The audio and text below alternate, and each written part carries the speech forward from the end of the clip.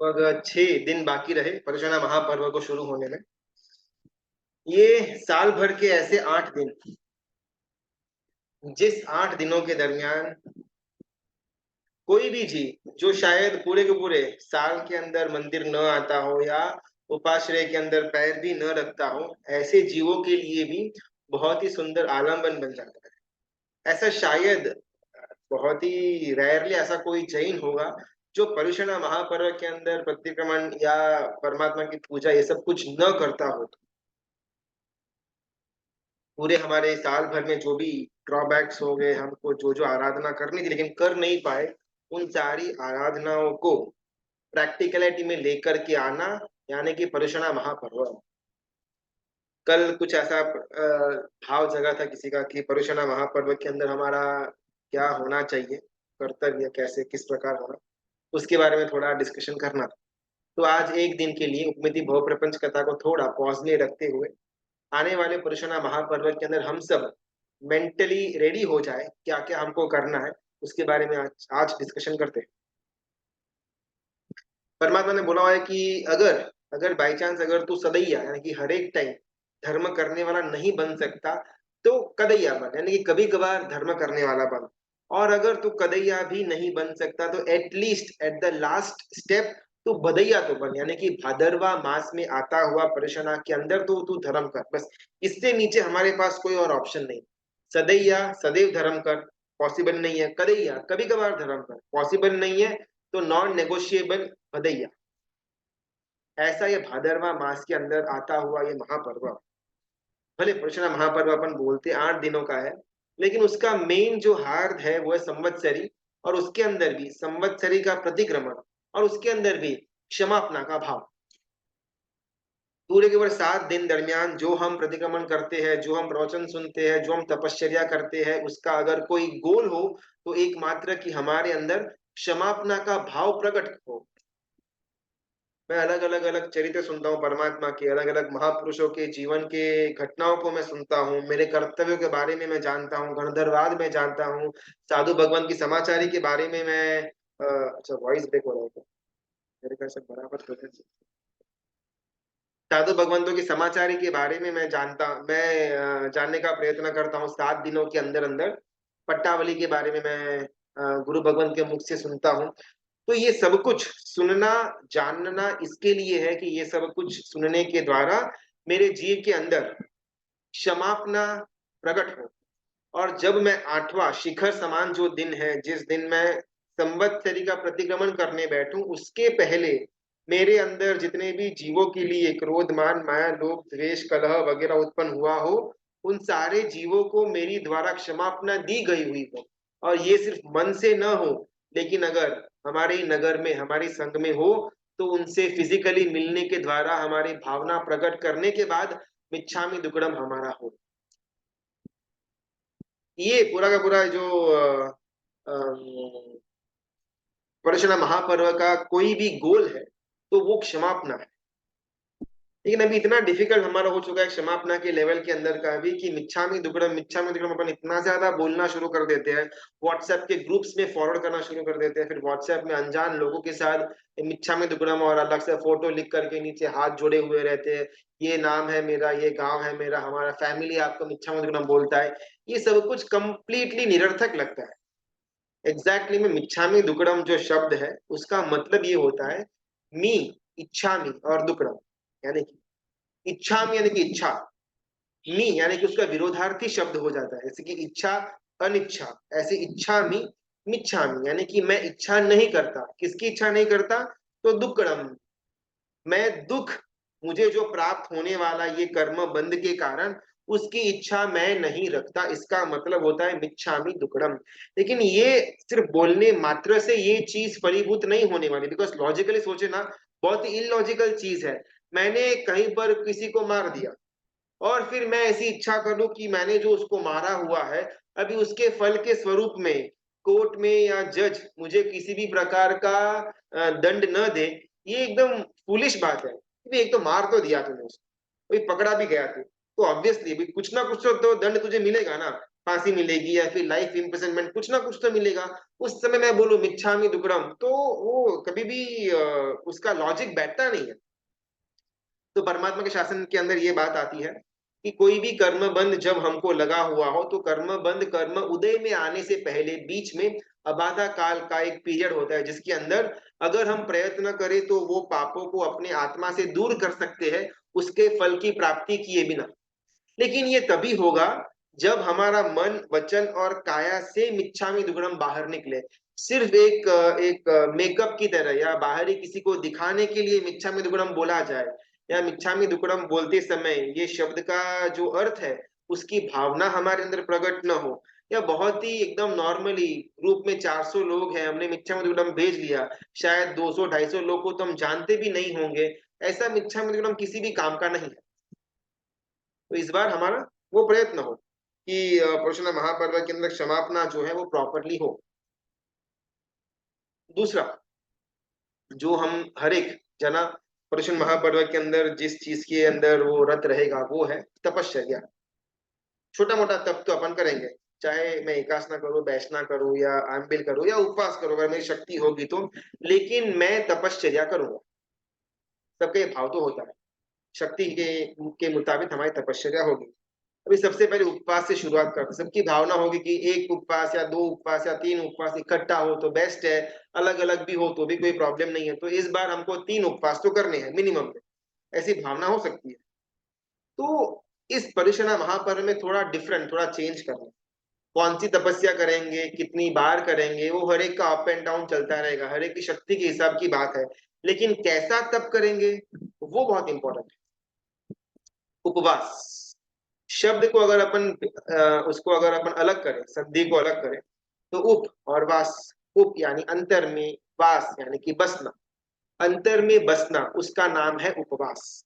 Generally हमारे मन के अंदर विचार कैसे होते हैं, उपवास यानी कि क्या, एक दिन नहीं खाना या फिर एक दिन पूरा का पूरा भूखा रहना, उसका मतलब उपवास, बस हो तो गया।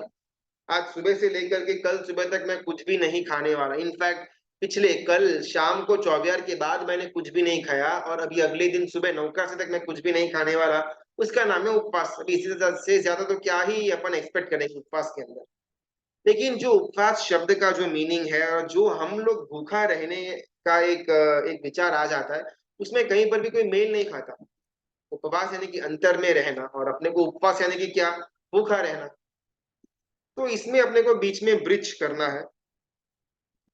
उपवास यानी कि अंतर में रहना, लेकिन अंतर में मैं तभी रह पाऊंगा जब मैं शरीर से अलग रहूंगा, तब जब मेरा मन, जब मेरा चित्त शरीर से दूर आएगा, तभी तो वो आत्मा के अंदर बस पाएगा। अगर मैं मेरे घर से दूर जाऊंगा तभी मैं शत्रुंजय पहुंच पाऊंगा।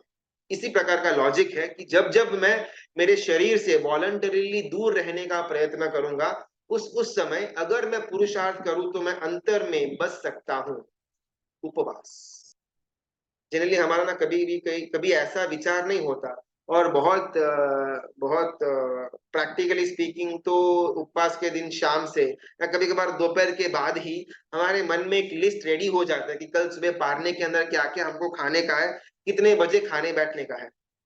तो ये उपवास हुआ किस प्रकार से, हर टाइम हमारा पारने के लिए या खाने के लिए जंखना दिमाग के द्वारा चलती रहती हो, फोन में वीडियोस के द्वारा भी हम फूड के वीडियोस देखते रहते हो, बाहर जाने के टाइम भी हमारी आंखें खाने को ही ढूंढती रहे, भले खाना नहीं है उतना मालूम है, लेकिन फिर भी इतना क्लैरिटी है कि कल पारना करने के बाद ना ये चीज इसको मुझे खाना है, आज तो मैं नहीं खा पाया लेकिन कल इसका मैं मजा लूंगा। ये किसी भी एंगल में उपवास नहीं कहलाएगा। पारने के बारे में अत्यंत ज्यादा चिंता या पारने के अंदर द्रव्यों के बारे में अत्यंत चिंता, इसका नाम उपवास नहीं। ये कंप्लीटली उपवास का जो मीनिंग है उससे विरोधाभासी हो जाता है, अंतर में बसना, और हम उपवास में बाहर बसते हैं। तो ये हमारा प्रॉब्लम हमने आइडेंटिफाई किया, मेरा हमारा शायद बहुत जनों का ऐसा प्रॉब्लम हो सकता है कि उपवास के अंदर वो मन उपवास में न रहते हुए बाहर में खाने के अंदर या पारने के अंदर ज्यादा रत रहता है। संवत्सरी का प्रतिगमन पूरा होने के बाद ही कल पंचमी के दिन जब पारना होगा, उसमें कौन सी आइटम्स आएगी, ये ज्यादा दिमाग के अंदर चलता रहता है। तो ये प्रॉब्लम है, ये तो जान लें, लेकिन अभी सॉल्यूशन क्या करना, क्या इसके। तो शास्त्र के अंदर ऐसी बात आती है कि 6 प्रकार के पॉइंट्स 6 प्रकार की विचारना चिंतन मंथन के अंदर श्रावक को रहना होता है उपवास के दरमियान स्पेसिफिकली। इस 6 बातों का चिंतन मंथन करने के द्वारा उपवास का जो जो गोल है उसको अपन अचीव कर पाएंगे। न खाना वो तो साधन मात्र है, वो तो जरिया है। साध्य गोल क्या है? अंतर में रहना।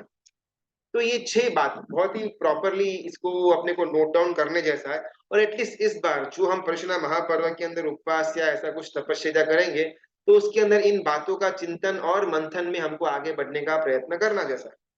सबसे पहली बात कि मैं आत्मा हूं। सबसे पहला आत्मा के अंदर वास करने से पहले हमको बिलीफ तो होना चाहिए कि भाई ये रूप, ये नाम, ये फेम, ये कपड़े, ये मैं नहीं हूं। मैं तो इसके अंदर रहा हुआ चेतन तत्व हूं। इसकी अनुभूति, इसके बारे में थोड़ी बहुत विचारना, ये सबसे पहला हमारा स्टेप उपवास के अंदर, उपवास के नजदीक पहुंचने का पहला स्टेप मैं आत्मा। दूसरा, आत्मा नित्य है। आत्मा को कोई भी मार नहीं सकता, कोई भी पैदा नहीं कर सकता। ये शाश्वता तत्व है। भले 50-60 साल में मेरा यहाँ पर मृत्यु होगा, लेकिन वो मेरा यानी कि आत्मा नहीं। ये शरीर, ये नाम, ये अस्तित्व का मृत्यु होने वाला है, लेकिन अंदर पड़ा हुआ मैं यानी कि जो आत्मा है वो नित्य रहने वाला है। वो अगले अगले भव करता जाएगा। ये दूसरा स्टेप चिंतन करने का। तीसरा स्टेप, आत्मा करता है।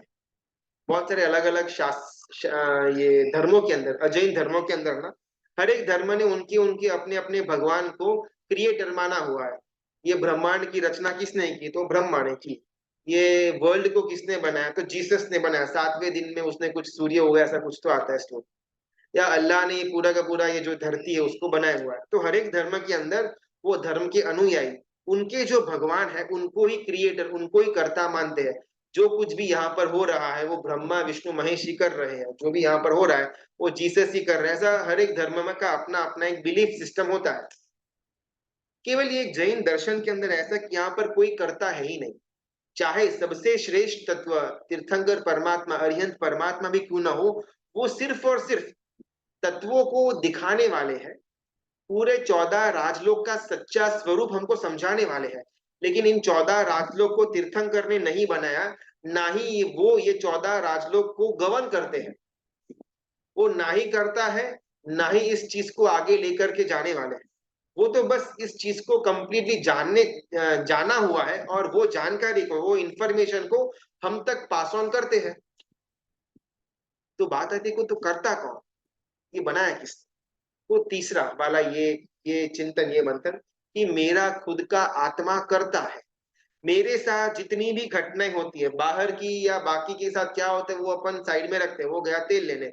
मेरे साथ जितनी भी घटनाएं होती है उसका अगर कोई भी क्रिएटर हो तो वो स्वयं मेरा आत्मा है। मेरे आत्मा ने पूर्व भव के अंदर ऐसा कुछ किया रहेगा जिसके कारण आज इस भव में मेरे साथ ये चीजें हो रही है, चाहे अच्छी हो या बुरी हो। हर एक चीजों का कर्ता, हर एक चीजों का क्रिएटर मेरा खुद का स्वयं मैं यानी कि जो आत्मा तत्व है वो ही क्रिएटर है। ये तीसरी चिंतन। चौथा चिंतन, मेरा आत्मा ही भुगता है। आत्मा करता भी वही है और भुगता भी वही है। आज जो मेरे सामने घटना हो रही है मेरे जीवन के अंदर की, इसकी रचना करने वाला भी आत्मा है और इन घटनाओं को महसूस करने वाला भी सिर्फ आत्मा है। ये शरीर महसूस नहीं करता। एक बार यहाँ से आत्मा बाहर निकल जाएगी, फिर इस शरीर को कोई जलाए, कोई काटे, कोई जमीन के अंदर दफना दे, शरीर को कोई फर्क नहीं पड़ने वाला। बिकॉज अंदर रहा हुआ आत्मा जो भुगतता है वो तो निकल गया। तो आत्मा भुगता भी है। जितनी भी शुभ चीजें आत्मा के साथ मेरे साथ हो रही है उसका डायरेक्ट इम्पैक्ट मेरी आत्मा के ऊपर पड़ता है। सुख या दुख मेरा आत्मा महसूस करता है। पाप और पुण्य का बंध मेरा आत्मा करता है। तो भुगता मेरा आत्मा। 4 विचारना हुई। 5वीं विचारना, मोक्ष जैसा कुछ है। मोक्ष है। तो जैसे अपन ये फर्स्ट 4 की चिंतन के अंदर ज्यादा जाएंगे ना, स्पेसिफिकली उपवास के अंदर की बात है, बिकॉज बाकी समय के अंदर हमारा भोजन की लोलुपता इतनी होती है, या तो भोजन के बारे में हमको चिंतन होता रहता है, या भोजन करने के बाद अगर ऐसा चिंतन करने बैठ जाएंगे तो आंखें बंद होनी शुरू हो जाए। तो ये चिंतन जो एकदम आत्मा की रमणता करने वाला चिंतन है वो जनरली उपवास के दिन ही ज्यादा पॉसिबल लगता है। तो चार चीज हो गई। पांचवी, मोक्ष जैसा कुछ है। जब मैंने बिलीव कर लिया कि मैं आत्मा हूं, आत्मा नित्य है, आत्मा ही ये सारी घटनाओं को करता है, और मेरे जीवन के अंदर जितना भी दुख को मैं सहन कर रहा हूं, वो हर एक दुख को पैदा करने वाला भी आत्मा है और दुख को सहन करने वाला भी आत्मा है। जब ये बात थोड़ी अपन चिंतन मंथन में लेंगे ना, तो मालूम पड़ेगा बहुत अपसर्ड है। मतलब ये डॉक्टर भी खुद ही है, पेशेंट भी खुद है, दवाई खुद बनाता भी है, दवाई खुद यही लेता है। कहीं पर कोई लॉजिक मैच नहीं हो रहा। तब हमको मालूम पड़ेगा कि ये हमारा एक्चुअल अवस्था नहीं है। मोक्ष, जहां पर आत्मा अपने निज गुण अनंत सुख के अंदर रत रहेगा, ऐसा कोई स्थान है जिसका नाम है मोक्ष। और वहां पर आत्मा को एक भी तरह का दुख आने वाला है नहीं। ये मोक्ष के बारे में चिंतन है। ये पांचवा हमारा स्टेप चिंतन करने का। और सबसे महत्वपूर्ण आखिरी वाला स्टेप, छठा स्टेप, आत्मा मोक्ष गति, जो पांचवी हमने बात की, उसके बारे में प्रॉपर इंफॉर्मेशन को प्राप्त करने के बाद अभी छठा ये रियलाइज हो कि मोक्ष तक पहुंचने का रास्ता भी है। सिर्फ मोक्ष है वो तो ठीक है भाई, मुझे क्या लेना देना, लेकिन छठा चिंतन ये कि वहां तक मैं भी पहुंच सकता हूं। अगर मैं मेरे जीवन के अंदर ये थोड़ी चीजों को कम कर दूं, और ये थोड़ी चीजों को मैं ज्यादा कर दूं, तो मैं भी उस मोक्ष तक पहुंच सकता हूं। ये छह प्रश्न, ये छह चिंतन के पद, अब इसको उपवास के अंदर हो सके उतना, ये प्रश्नों के द्वारा, ये तत्व के द्वारा हमको हमारी दिनचर्या के अंदर हुई घटनाओं को, या पूर्व के टाइम के अंदर हुई घटनाओं को संस्मरण में लेकर के आना है, और वो घटनाओं को इन छह प्रश्नों के साथ जोड़ना है। ये काम हमको उपवास के अंदर करना है। लेकिन हमारा उपवास यानी कि खाना नहीं खाना, 2 टाइम या 3 टाइम जितना भी अपन रेगुलर में खाते हैं, वो 3 टाइम खाना बंद कर दिया, इसका नाम उपवास बिल्कुल भी नहीं। वो तो एक शुरुआत मात्र है, साधन है। साध्य तो आत्मा के अंदर हमारा वास हो, हमारी चेतना चेतना शक्ति कंप्लीटली आत्मा की तरफ केंद्रित हो, ये उसका हार्द बन जाता है उपवास का। बहुत टाइम क्या होता है ना, अगर अपन एकाशना करते हैं, तो जनरली अपन नॉर्मल रूटीन टाइम के अंदर ना 3 बार खाना खाते होंगे, ब्रेकफास्ट, लंच और डिनर। 24 होता हो तो 24, वरना रात का खाना, जो भी जिसकी जैसी भी सहूलियत हो वो। तो अभी अगर अपन एकासना करने को बैठते हैं, तो जनरली एकासना दोपहर को अपन 12, 1 या 2 बजे के बीच में तो कर लेते होंगे मेजरली। तो अभी हमारा मन के अंदर ऐसा विचार आता है कि सुबह का नाश्ता नहीं किया ना हमने, तो नाश्ते के अंदर चाय है, या जो सूखा नाश्ता है, या फिर जो फ्रूट या फ्रूट जूस है, वो भी हमको दोपहर को होना। शाम के अंदर जो मैं खाना नहीं खा सकूंगा, वो सारी चीजें भी दोपहर को होनी। तो इन एन एसेंस, हमने भले एक बार बैठ करके खाना खाया, लेकिन हमने कोई भी मील स्किप नहीं किया। सुबह का खाने का आइटम भी हम दोपहर को खाना खा लेते हैं, और शाम को 24 के टाइम हमको जो खाने का होता है रूटीन के अंदर, वो आइटम्स भी हम दोपहर को एक खाना खा लेते हैं। तो ये कौन सा तप हुआ? तप त्याग से होता है, तप भोग से नहीं होता। यहाँ पर त्याग तो कुछ भी नहीं हुआ। अगर थोड़ा थोड़ा लॉजिकली सोचे ना, तो सुबह का जो खाना है हमने 3-4 घंटा लेट खाया, और शाम का जो खाना था वो 3-4 घंटा जल्दी खा लिया, और दोपहर का खाना हमने ऑन टाइम खाया। इसका नाम तप नहीं है। तो एटलीस्ट इस बार परेशान पर जिसकी भी शक्ति हो एकासना वगैरह करने की, तो इतना हमें ख्याल रखें कि शरीर को जितनी आवश्यकता है उतना तो को खाना देना पड़ेगा, वरना फिर क्रिया वगैरह के टाइम थोड़ी बहुत अपने को वीकनेस या सुस्ती आ सकती है। तो कहीं पर भी खाने की क्वांटिटी पर रोक लगाने की बात नहीं है, लेकिन नंबर ऑफ द्रव्य पर तो मैं रोक लगा सकता हूँ। रोज अगर रूटीन के अंदर मैं 10 या 15 या 20 द्रव्यों के साथ मेरा भोजन करता हूँ, तो एटलीस्ट एकासना अभ्यासना के दौरान इतना तो मेरे अंदर हो कि आज 2 द्रव्य या 4 द्रव्य, इसके द्वारा भी मैं अपने पेट को भर सकता हूँ। ऐसा जरूरी नहीं है कि सुबह दोपहर और शाम की जितनी भी आइटम्स है उसको इकट्ठा करके मैं एक ही बार में खाना खा लूं। तब त्याग से होगा, तब भोग से नहीं होगा। एम्बेल इत्यादि अगर अपन करते हैं, और स्पेसिफिकली इस बार परशुराम महापर्व के अंदर जो अपन करेंगे, तो इसमें एक ऐसा भी एडिशनल थॉट लेकर के आने जैसा है कि जो चीज हमको भाती है, पसंद है, उसका त्याग करना, यानी कि आई एम बी, ठीक है। अपने को फ्रूट ज्यादा भाता है, बंद। मिठाई भाती है, बंद। अपने को सब्जियां भाती है, वो बंद। तेल मसाला वाला भाता है, वो बंद। 6 के 6 बीघे, वो सब कुछ बंद। तो हमको जितनी भी चीज भाती थी, जितनी भी चीज पसंद थी, उसका तो हमने त्याग कर लिया।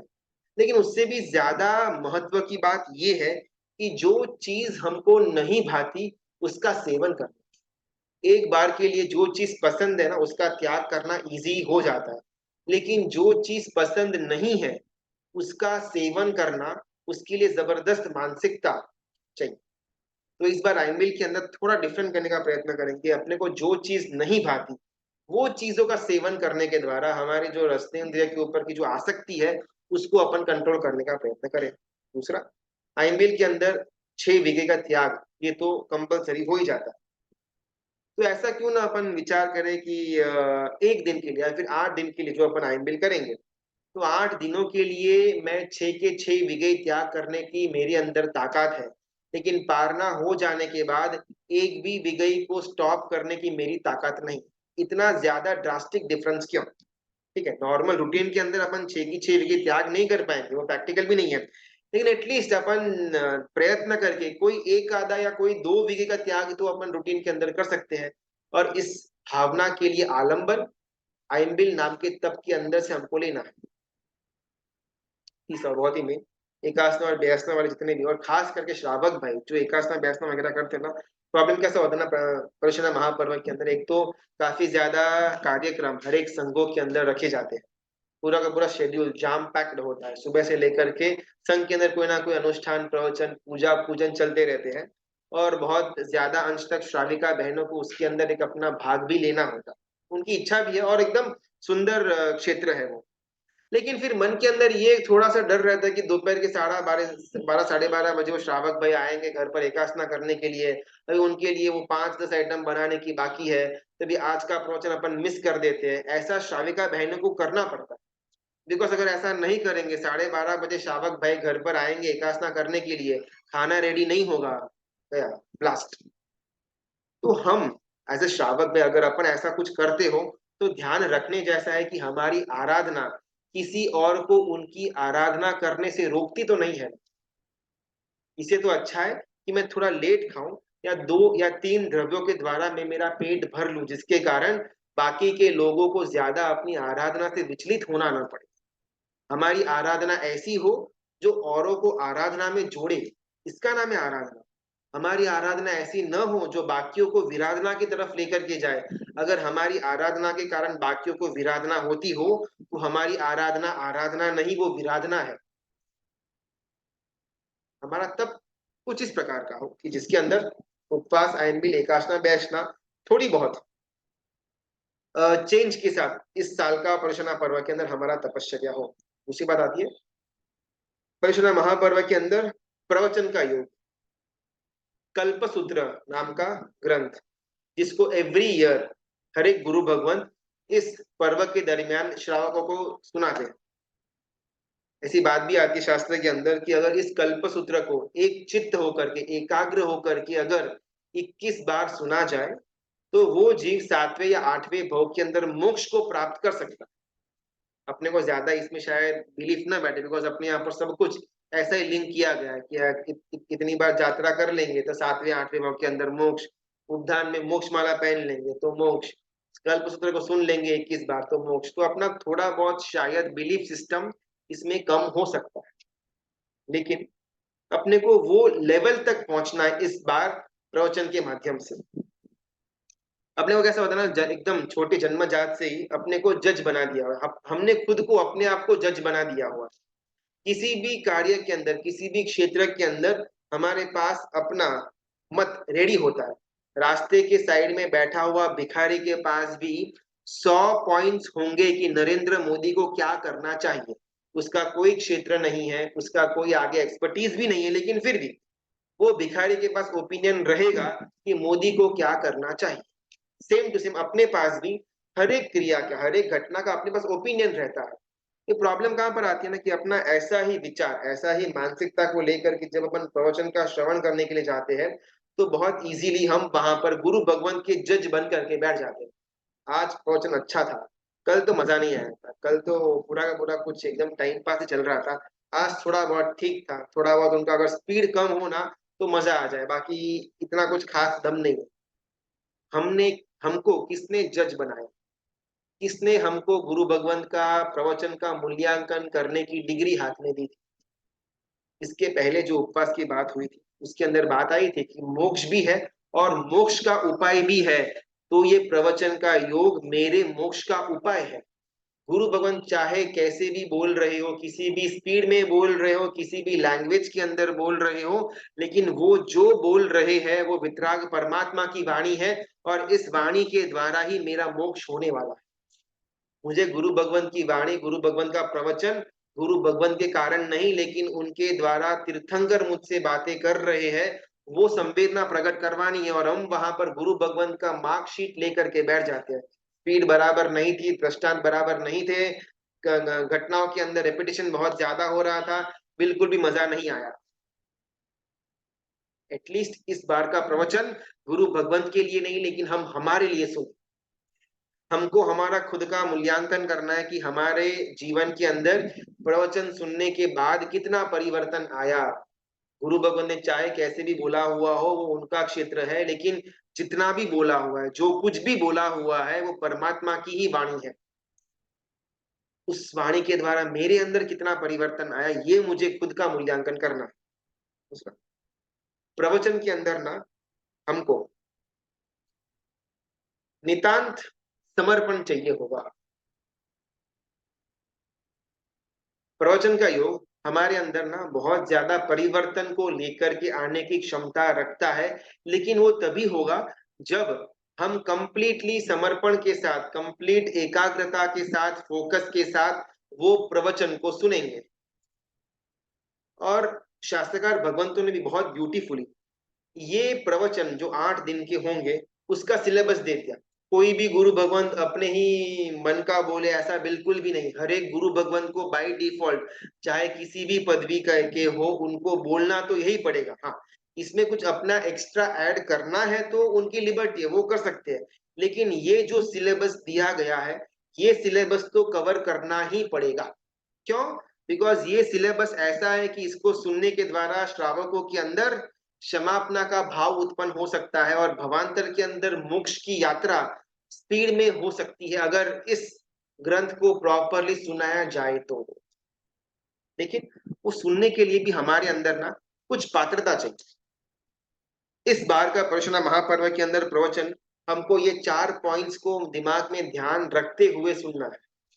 सबसे पहला पॉइंट, ब्रह्मचर्य की पालनी, यानी कि विजातीय का स्पर्श या उनका बातें या उनका दृश्य ये मात्र ब्रह्मचर्य नहीं, 5 इंद्रिय की जो आसक्ति है उसके ऊपर रोक लगाना, ये भी सिर्फ ब्रह्मचर्य नहीं है। लेकिन ब्रह्मचर्य एक्चुअल में अंतर में बसना, ब्रह्म यानी कि आत्मा, चर्य यानी कि बसना, यानी कि प्रवचन के द्वारा गुरु भगवान जो कुछ भी बातें बोल रहे, जो भी वहां से परमात्मा की वाणी मुझे मिल रही है, वो डायरेक्टली मेरे अंदर जाए और मेरे 5 इंद्रिय के विषय मुझे उससे डाइवर्ट न करे।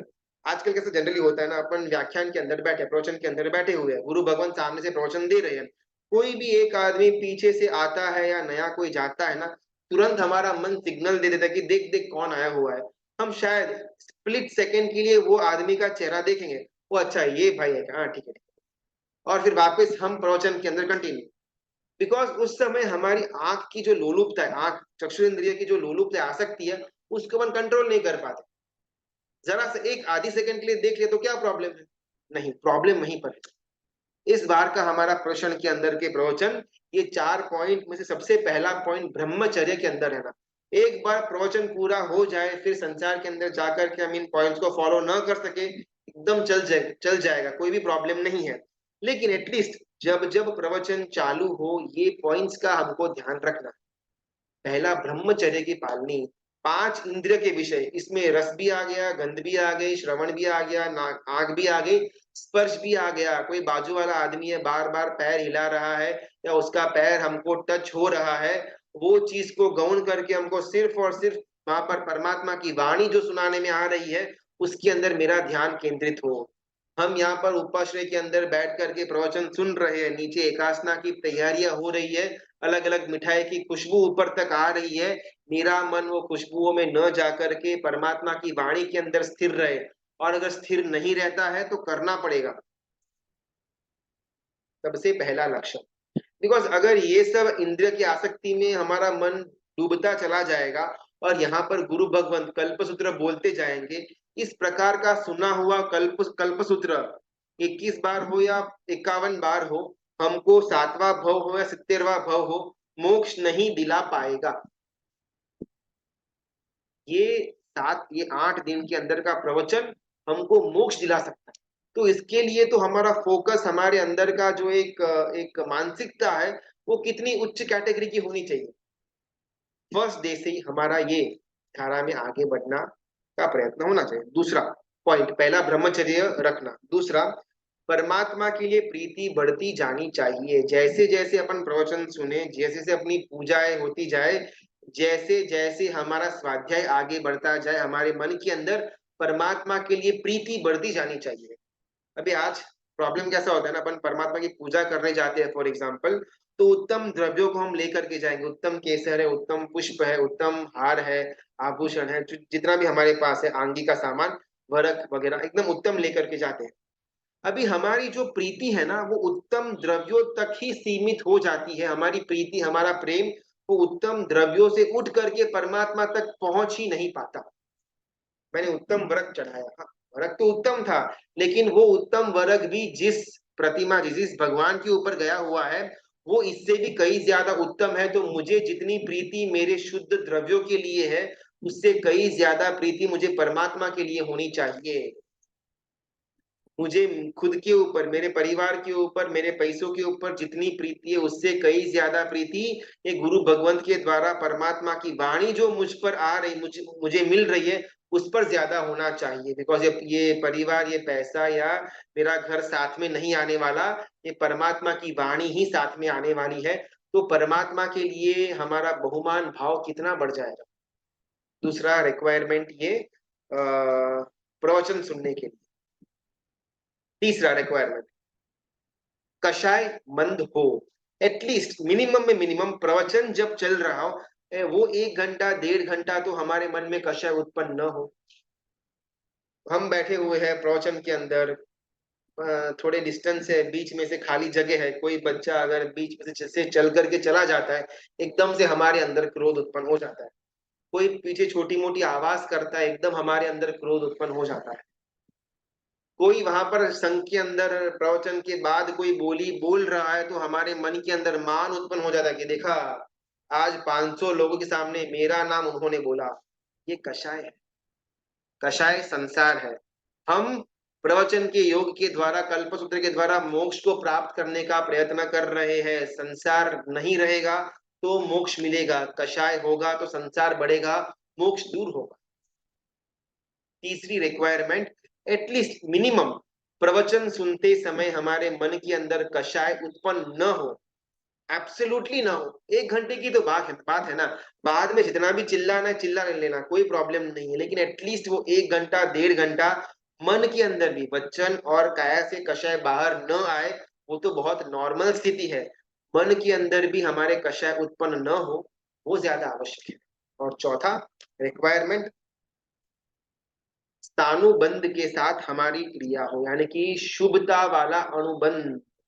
क्रिया सिर्फ कायिक स्तर पर न हो, लेकिन मन के अंदर जो भाव है वो भी शुभता वाले हो। ये किस प्रकार पॉसिबल है?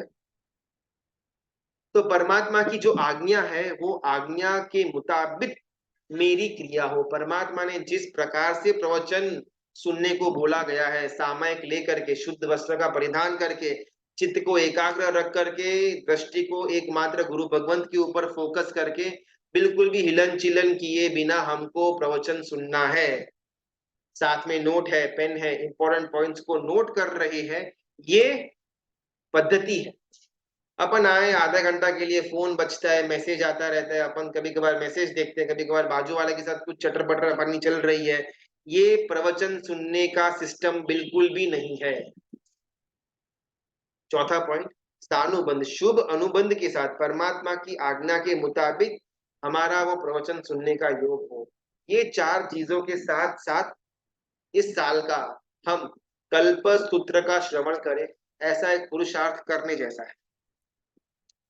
तीसरा सबसे ज्यादा इंपॉर्टेंट परिशना पर्व के अंदर 17 प्रतिक्रमण। शायद पूरे साल में बहुत रेयरली होगा कि कोई सुबह का और शाम का करता हो, हम में से कोई सुबह का और शाम का 2 टाइम का प्रतिक्रमण 360 दिन करता हो, ऐसा बहुत डिफिकल्ट लगता है। लेकिन एटलीस्ट बोलो डेली तो अपन नहीं कर पा रहे, एटलीस्ट इस परुषणा महापर्व के दरमियान सुबह का, शाम का और पारना के दिन के सुबह का, ऐसे कुल मिलाकर के 17 प्रतिक्रमण होते हैं। ये तो मुझसे होने ही चाहिए। एक बार के लिए उपवास नहीं होगा, मैं आम्बेल कर लूंगा, आम्बेल नहीं होगा मैं एकासना कर लूंगा, एकासना नहीं होएगा मैं बैष्णा कर लूंगा, चल जाएगा। लेकिन मेरा एक भी प्रतिक्रमण मिस हो, बिल्कुल भी नहीं चलेगा। पहले दिन के पहले से लेकर के छठी शाम के दिन तक के 15 प्रतिक्रमण जितने भी अपन करते हैं, उसका मोटिव ही यही है कि वो प्रतिक्रमण के अंदर थोड़ा थोड़ा थोड़ा करके हम क्षमापना का भाव, मिच्छामि दुक्कडम का भाव प्रकट करवाते जाए, और अंतिम संवत्सरी दिन के प्रतिक्रमण जो हम करेंगे उस दिन हमारा क्षमापना का भाव पराकाष्ठा वाला हो। प्रतिक्रमण पापों से पीछे हटने का ये क्रिया है। पापों की जो हम जो जीवों की विराधना हमने करी हुई है, जो दोषों का सेवन हमने किया हुआ है, उससे पीछे हटना, यानी कि प्रतिक्रमण। बहुत सारे संघों के अंदर कैसा होता है कि या बहुत सारे अपने अंदर प्रतिक्रमण को अपन ऑप्शनल गिन लेते हैं कि संवत्सरी का एक मात्रा किया तो काफी है, बाकी डेली करने का जरूरत नहीं है। और अगर डेली करते भी है तो बहुत बहुत तो शाम का देवसी प्रतिक्रमण कर लेंगे, राई प्रतिक्रमण तो बहुत रेयरली अपना करने का होता है। लेकिन इस बार कुछ चेंज कर, शायद 1 डेढ़ 2 साल से अपन स्वाध्याय की धारा के अंदर रत हुए हैं, उससे अपने अंदर कुछ परिवर्तन आया हुआ है, ऐसा अपने आप को तो लगना चाहिए। वरना पहले जैसे थे वैसा ही अपने अभी भी है। तो ये 1 डेढ़ 2 साल में जो भी स्वाध्याय हमने किया, उसका परिवर्तन क्या? इस बार एट एनी कॉस्ट हमारे 17 प्रतिक्रमण होने ही चाहिए मिनिमम में। और वो हर एक प्रतिक्रमण हमारा अगर शक्ति हो तो खड़ा खड़ा वाला हो। ऐसा नहीं कि अभी अपना 2 दिन उपवास किया हुआ है तो क्रिया में मैं खड़ा नहीं हो पाऊंगा, बैठे बैठे कर लूंगा तो चलेगा, बिल्कुल भी नहीं। 2 दिन का उपवास जो किया हुआ है, वो 2 दिन का एकासना के अंदर कन्वर्ट हो जाएगा तो चल जाएगा। लेकिन एक भी हमारा प्रतिक्रमण वो वीर्य और उल्लास के बिना हो, वो बिल्कुल भी चलेगा नहीं। ये 17 प्रतिक्रमण हमारे कंप्लीटली पूरा वीर्य उल्लास के साथ, एकदम शुभ भावों के साथ हो, ऐसा हमको दरकार रखना है। बहुत बार कैसा होता है ना, प्रश्न महापर्व के दरमियान आगे पीछे ही बच्चों के स्कूल की या कोई एग्जाम्स ऐसा कुछ वगैरह आ जाता है, और बहुत ज्यादा पेरेंट्स दुविधा के अंदर आ जाते हैं कि भाई एग्जाम्स भी है तो करना क्या है, एग्जाम के अंदर भेजना या फिर ये प्रवचन पूजा और प्रतिक्रमण के अंदर भेजना। तो एक बात सोचने जैसी है, जैसे आपने कल भी बात करी हुई थी कि जो लौकिक धर्म वाले हैं, वो अपने धर्म को कितना बखूबी रूप से संभालते हैं। हमारा बच्चा 350 दिन मजदूर की तरह भले काम करता रहे, स्कूल के अंदर पूरा का पूरा बैग उठा करके भले क्यों ना जाता रहे, एक बार के लिए वो चल जाएगा। लेकिन ये 8 दिन भी अगर उसको मजदूरी से लीव नहीं मिलती तो क्या काम? अरे कोई लेबरर रहता है ना, उसको भी शनिवार रविवार की छुट्टी रहती है, वो जब चाहे तब छुट्टी ले लेता है। हमारा बच्चा स्कूल के अंदर मजदूर से भी निचली कक्षा के अंदर जाकर के बैठ गया। और ये आने वाली जो भावी पीढ़ी है, ये पीढ़ी के द्वारा ही परमात्मा का शासन और 18,500 साल तक चलने वाला है। अभी अगर यही पीढ़ी को ये धर्म की या प्रश्न महापर्व की कोई इंपॉर्टेंस हम ही न जता पाए, तो कौन से बेसिस के ऊपर हम इस भ्रम के अंदर रहेंगे कि मेरा बच्चा या मेरा बेटा आगे जाकर के धर्मी बनेगा, या एटलीस्ट उसके अंदर शुभ संस्कार होंगे, ये कौन से बेसिस पर अपन कह पाए? तो बहुत बहुत प्रामाणिकता से इस बारे में सोचने जैसा है कि स्कूल की पढ़ाई तो चलती रहेगी, पूरा का पूरा साल पढ़ता रहेगा, और अपने को मालूम है कि की हुई पढ़ाई कितनी फ्रूटफुल होती है आगे जाकर के जीवन के अंदर। आज हम सब ने कुछ ना कुछ पढ़ाई करी हुई होगी, चाहे वो इंजीनियरिंग की हो या कॉमर्स की हो या साइंस की हो, लेकिन बहुत ही रेयरली हमने की हुई पढ़ाई को हम बिजनेस में या नौकरी में यूटिलाइज कर पाते। इसका मतलब ये नहीं कि पढ़ाई छोड़ दे, नहीं। लेकिन जिस चीज का इतना ज्यादा इंपॉर्टेंस नहीं है, उसके सामने जब पर्युषणा महापर्व का प्रश्न आ जाता है, तो हम बहुत इजीली वो स्कूलिंग को, वो एजुकेशन को क्यों चूज कर देते हैं, और पर्यूषण जैसा इतना बड़ा पर्व को क्यों हम सेकेंड लेवल पर लेकर के आ जाते हैं। इस बार हमारा और साथ में घर के अंदर रहे हुए जो सेकेंड जनरेशन है वो भी हमारे साथ धर्म में जुड़े, इसका पुरुषार्थ हमको करना पड़ेगा। समय भी हो गया हुआ है। ये प्रश्न महापर्व को लेकर के और भी विशेष बातें जैसी सूझेगी वैसे आगे के क्लास के अंदर अपन देखने का प्रयत्न करेंगे। बहुत एक वेदनीय वाली बात ये आ जाती है कि हमारा प्रदर्शन पर्व के अंदर अब तक शायद हमारा कोई लक्ष्य, कोई गोल रहा हुआ होगा ही नहीं। बस गतानुगतिकता से हमने कृष्णा महापर्व का उत्सव कर लिया हुआ होगा कि कहीं पर कोई गुरु भगवंत आ गए, उनके प्रवचन में अपन चले गए, एक आधा घंटा अपने पास टाइम था तो बैठ लिया, सुन लिया। शाम को वही गुरु भगवंत प्रतिक्रमण करवाते हैं तो हम बैठ गए। फिर कभी कभार किसी ने बोला कि भाई उपवास करने जैसा है तो अपन उपवास कर लेते हैं। तो हमारा कभी भी किसी भी ये क्रिया के अंदर का लक्ष्य होता ही नहीं है। बहुत रेयरली हमारा क्रिया आशय के शुद्धि के साथ होती हुई होगी। मेजरली कोई कर रहा है इसलिए अपन वो भी कर लेते हैं, किसी ने बोला और हमने कर लिया। शुरुआत के लिए इसमें कोई प्रॉब्लम नहीं है, लेकिन एक स्तर आएगा कि वो क्रिया करने के साथ साथ वो जीव सोचेगा कि भाई मैं ये कर क्यों रहा हूँ। आज तक शायद हम में से बहुत कम लोगों को ये विचार अभी आया हुआ होगा कि प्रवचन सुनना क्यों, तप करना क्यों, मिच्छामि बोलना क्यों, संवत्सरी का प्रतिगमन का इतना इंपॉर्टेंस क्यों। और कभी भी हमारे ये विचार न आने के कारण हमको इसकी वैल्यू समझ में आती ही नहीं। गतानुगतिकता से हमारा ये सारा का सारा क्रिया हो जाती है और हमको ऐसा लगता भी है कि इस साल का पर्यूषण बहुत अच्छा हुआ, धूल अच्छा हुआ। जो उसका क्रिया का अंदर का जो रहस्य था, जो क्रिया के अंदर का साध्य था, जो उसका गोल था, वो हमने न जाना, न पहचाना, न उसको अपन पहुंच पाए, न वहां तक अपन रीच हो पाए। और फिर भी मन में ऐसी भ्रमणा को लेकर के हम बैठते हैं कि इस साल तो बहुत अच्छा तपस्या हुई, इस साल तो बहुत अच्छी हमारी क्रिया, इस साल तो बहुत अच्छा हमारा प्रतिक्रमण हुआ। ये ये कहीं से भी परमात्मा के शासन को मान्य नहीं है। कोई भी क्रिया प्रॉपर आशय के साथ हो तो वो क्रिया की गरिमा रहती है और क्रिया का फल मिलता है।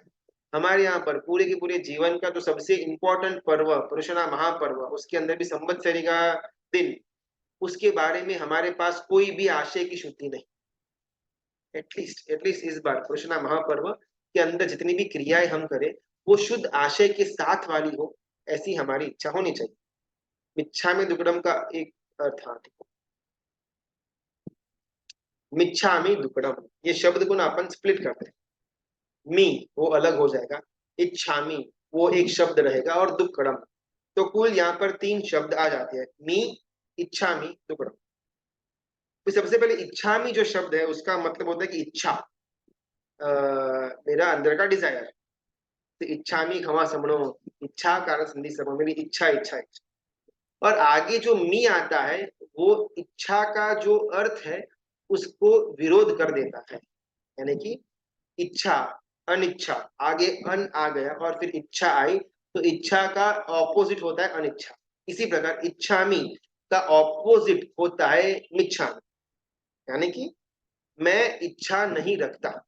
इच्छामि यानी कि इच्छा रखता हूं, और मिच्छामि यानी कि इच्छा नहीं रखता। कौन सी इच्छा नहीं रखते? दुक्कडम, दुक्कडम यानी कि दुख। ये कर्म का बंध जो मैंने किया हुआ है उससे मुझे जो दुख मिलने वाला है, मैं उस दुख की इच्छा नहीं रखता। ये भाव होता है मिच्छा में दुक्कडम का। मैंने आपके साथ जो क्रोध किया, मैंने आपके साथ जो लोभ किया, मैंने आपके साथ जो ईर्ष्या की, जो ममत्व किया, उसके कारण मुझे जो कर्म का बंध हुआ, जो मुझे भवांतर के अंदर या इस भव के अंदर दुख देने वाला है, ऐसे कर्म के फल की इच्छा मैं नहीं रखता। ये मतलब होता है मिच्छामि दुक्कडम का। लेकिन ये तभी काम करेगा जब सच्चे आशय से ये बोला जाए। अगर मेरा किसी भी भाई के साथ अगर झगड़ा हुआ है, क्रोध हुआ था, मुझे बहुत ज्यादा उनके लिए एक द्वेष की धारा मन में प्रकट हो चुकी थी, और बहुत अंश तक शायद सामने वाले को भी मेरे लिए ऐसी भाव प्रकट हुए हो, तभी इसके कारण हम दोनों के अंदर वैर का एक बंध हो गया हुआ है। और अगर इसको मैं एक साल से ज्यादा कंटिन्यू करता हूं तो ये वैर का बंध वैरानुबंध हो जाएगा, जो हमको भवांतर के अंदर एक दूसरे का एनिमी बना करके रख देगा। मुझे इस दुष्कृत्य को आगे नहीं लेकर के जाना, इसके लिए मैं अपने अंतर्मन से आपको मिच्छामि दुक्कडम बोलता हूँ। ऐसी भावना के साथ सामने वाले को मिच्छामि दुक्कडम बोला जाए तो शायद हमारे कषाय, हमारा जो पाप का बंध है वो कम पड़ेगा। लेकिन सिर्फ गतानुगतिकता से व्हाट्सएप में हमने भेज दिया, ग्रुप में भेज दिया, या दिखावे के लिए हमने सामने वाले को बोल दिया, बाकी मन के अंदर तो मैं एकदम क्लियर हूँ कि वो इंसान गलत ही है, उस वो तो यही लायक है। लेकिन अभी क्या है, समाज के अंदर बैठे हुए हैं तो उनको बोलना पड़ेगा, तो अपन वहां पर एक कॉस्मेटिकली भी बोल देते हैं कि मिच्छामि दुक्कडम। ये सब कुछ अपने को इस साल नहीं करना। इस साल जितने भी हम मिच्छामि दुक्कडम बोलेंगे सामने वाले व्यक्ति को, उस समय सामने वाले के साथ मैंने जो दुष्कृत्य किया हुआ था, जो मुझे याद आएगा, वो मैं फ्लैशबैक में लेकर के आऊंगा, और मुझे उस घटना में मेरा जो रवैया था वो एकदम गलत था, इस प्रकार के अंदर में पश्चाताप के भाव के साथ सामने वाले को मैं मिच्छामि दुक्कडम बोलूं। तो ये मिच्छामि दुक्कडम मन, वचन और काया से होगा। वरना बहुत जनरली हमारा मिच्छामि दुक्कडम सिर्फ काया से और वचन से होता है, कभी भी हमारा मन इसमें जुड़ता नहीं है। तो मन न जुड़ने के कारण मिच्छामि दुक्कडम का जो भाव है, मिच्छामि दुक्कडम का जो फल है, वो फल कभी भी हमको नहीं मिलेगा। हमको लगता है कि भी मैंने उसको बोल दिया, लेकिन अभी बोलने के टाइम मन तो था ही नहीं, तो बोलने के कारण भी हमको किसी भी प्रकार का बेनिफिट नहीं होने वाला। तो एटलीस्ट इस बार का जो पर्यूषण जाएगा, इसमें हमारा मिच्छामि दुक्कडम ये लेवल का हो। बाकी सब तो मैं करने की पूरा प्रयास करती हूँ, पर कल्पसूत्र कैसे सुन सकती हूँ, यहाँ तो मंदिर भी नहीं है गुरु जी। हाँ देखो, बहुत डिफिकल्ट है हमारे यहाँ पर ना। सम्यक्त्व प्राप्त जब जीव करता है, तब वो जीव का मोक्ष तक जाने का रास्ता खुल जाता है, और कुछ भवों के बाद वो जीव मोक्ष तक पहुंच जाएगा। भले कितना समय बाकी है वो डिपेंड होता है, लेकिन अभी उसका मोक्ष तक का काउंटडाउन शुरू हो चुका है, ऐसी बात सम्यक्त्व को लेकर के आती है। सम्यक्त्व तक पहुंचने के लिए जीव को ग्रंथि भेद क्रॉस करना पड़ता है। ग्रंथि भेद यानी कि सम्यक्त्व की पूर्व भूमिका। ये ग्रंथि भेद की भी एक और पूर्व भूमिका है, जिसका नाम है मार्गानुसरिता के गुण। 35 गुण होते हैं। ये 35 गुण ना बहुत ही ज्यादा लिबरल है। इसमें कहीं पर भी जैन शासन या तीर्थंकर परमात्मा या नौकार मंत्र या तपश्चर्या ऐसी कोई भी बात नहीं आती। किसी भी धर्म को फॉलो करने वाला आदमी ये नॉर्मल नॉमिनल 35 गुणों को अपने जीवन के अंदर पुरुषार्थ से या सहसा भी उत्पन्न करवा सकता है। बिकॉज ये सम्यक्त्व को प्राप्त करने की मोनोपोली कोई जैन हम लोगों ने कोई इसका लेकर के नहीं रखा हुआ है ठेका। कोई भी जीव जो मार्गानुसरिता के गुणों के अंदर आ जाता है, धीमे धीमे क्रमशः वो सम्यक्त्व तक पहुंचेगा और फिर अंत मोक्ष तक पहुंच जाएगा। तो ऐसा ये जो गुण है अपना मार्गानुसरिता का गुण, उसके अंदर का एक गुण आता है कि जो जीव जो है वो हमेशा अपने देव गुरु या धर्म के पास अपना घर रखेगा।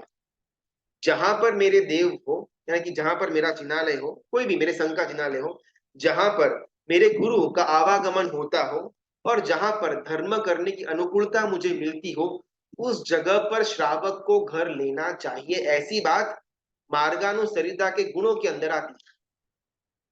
अभी हमने अपने करियर के लिए या अपने शौक के लिए इतने दूर दूर हो, फार्म हाउस हो या हिल स्टेशन के ऊपर हो या फिर एकांत की जगह पर अपन घर ले लेते हैं, या कभी कभार करियर की चॉइस के कारण अपने को ऐसी सिटीज या ऐसे एरियाज के अंदर घर लेना पड़ता है कि जहां पर दूर दूर तक न तो मंदिर है, न उपाश्रय है, न गुरु भगवंतों का आवागमन है, न ही प्रवचन है। अभी स्टार्टिंग ही हमने गलत किया। सम्यक्त्व की प्राप्ति और मोक्ष की प्राप्ति का कारण कल्प सूत्र का श्रवण माना गया है, लेकिन वहां तक पहुंचने के लिए हमारे अंदर मार्गानुसरिता के गुण तो होने चाहिए। हमारे अंदर हमने अभी तक फर्स्ट स्टैंडर्ड ही पास नहीं किया, और प्रश्न ये आता है कि वो 10th की एग्जाम में कैसे लिख पाऊंगा। अरे पहले फर्स्ट तो पास कर, फर्स्ट के बाद धीमे धीमे जीव आगे बढ़ेगा और 10th तक आएगा, और 10th में जब पहुंचेंगे ना, तब वो बोर्ड एग्जाम्स की चिंता करेंगे। अभी तो फर्स्ट स्टैंडर्ड की चिंता करनी है। तो अभी अगर दुर्भाग्यवश हमारा ऐसे ऐसे एरियाज के अंदर घर है कि जहां पर दूर दूर तक ऐसा कोई भी विकल्प नहीं है, तो और कोई भी ऑप्शन न होते हुए अलग अलग गुरु भगवंतों का यूट्यूब के ऊपर आता है, वो उचित तो थोड़ा कम लगता है, लेकिन फिर भी जिनके पास और कोई भी ऑप्शन नहीं है, उनके लिए सर्वश्रेष्ठ ऑप्शन वो बन जाता है। एटलीस्ट हम ऐसा ऐसा ऐसा ध्यान में लेकर के आ सकते हैं कि बहुत ज्यादा रूल्स को तोड़ करके मैं ये यूट्यूब के माध्यम से गुरु भगवंत का कल्प सूत्र का प्रवचन सुन रहा हूं, तो अभी मेरे अंदर विशेष प्रकार की रिस्पॉन्सिबिलिटी हो जाती है कि मैं ये सुन करके शुभता के अंदर प्रवेश कर सकूं, बिकॉज ये प्रवचन सुनने के लिए बहुत ज्यादा पापों का बंद मैं कर रहा हूं। तो मैं यहाँ पर बहुत भारी प्राइस पे कर रहा हूँ ये प्रवचन सुनने की। तो अभी तो बाय हुक या बाय क्रुक मुझे इस प्रवचन से अपने जीवन के अंदर परिवर्तन लेकर के आना ही होगा। इस उद्देश्य के साथ हमारे को और कोई ऑप्शन न हो, तो वैसे माध्यम के द्वारा भी कल्पसूत्र का वांचन या श्रवण अपन कर सकते हैं। खमत कामना बोलना है या मिच्छा में निपुणम, देखो वो अलग अलग संप्रदायों के अंदर खमत खामड़ा मेरे ख्याल से स्थानक वासी के अंदर बोलते, ज्यादा आइडिया तो नहीं है। लेकिन जो श्वेतांबर जो मंदिर मार्गी है हमारे अंदर तो मिच्छा में दुक्कड़म की बात आती है। चाहे खमत खामड़ा हो या मिच्छा में दुक्कड़म हो, अपन डिबेट के अंदर नहीं जाएंगे, लेकिन अंतर का जो भाव है ना वो ज्यादा इंपॉर्टेंट है। मैं बाहर चाहे वर्ड्स अलग बोल दूं, लेकिन as far as I know दोनों के अंदर का जो भाव है वो तो यही रहेगा कि सामने वाले को जो मैंने दुभाया हुआ है, उसको जो मैंने दुख या उसको मैंने जो अपना कषाय दिया हुआ है, उसके कारण जो पाप का बंध हुआ, वो पाप के बंध के द्वारा दुख की परंपरा मैं नहीं इच्छा रखता, इसके लिए सामने वालों को मैं क्षमाता हूँ। ये भावना अंदर प्रकट करना, ये ज्यादा प्रायोरिटी का काम हो जाएगा। चाहे वर्ड कोई भी हो, हर एक जना अपनी परंपरा लेकर के आया हुआ है, तो उसी परंपरा को फॉलो करके जो वर्ड मिला हुआ है वो वर्ड बोले, लेकिन भावना ये वाली हो, ये ज्यादा इंपॉर्टेंट। नए कपड़े नहीं पहनना ये 8 दिन में, देखो ये सब छोटी छोटी बात है, अपने को जो उचित लगे वो करना। नए कपड़े पहनने हो तो पहनना, नहीं पहनने को नहीं पहनना, लेकिन इसके अंदर हमारा जो जो इंद्रिय की आसक्ति वाला जो पॉइंट है, उसको ध्यान में रखने के बाद हमको जो उचित लगे वो कार्य करना। ये परिशुद्ध महापर्व को लेकर के और भी विशेष बातें अपन आगे आने वाले क्लासेस के अंदर करेंगे। परमात्मा की आज्ञा विरुद्ध कुछ भी बोला हुआ हो तो मिच्छा में दुक्कडम, सबका बहुत बहुत धन्यवाद। और इस साल का अपना परिशुद्ध महापर्व थोड़ा डिफरेंट हो। एवरी ईयर जैसा अपन रोबोटिक रूप में हमारा हो जाता है, without any goal without any दिशा, ऐसा न होते हुए इस बार एकदम प्रॉपर आशय पूर्वक शुद्धि पूर्वक हमारा हर एक क्रिया हो, ऐसी हमारी इच्छा। सबका बहुत बहुत धन्यवाद, अनुमोदना। कल हम थोड़ा बहुत इसके बारे में जानने के बाद वापस उद्यमिति भव प्रपंच कथा के अंदर स्थिर होने का प्रयत्न करेंगे।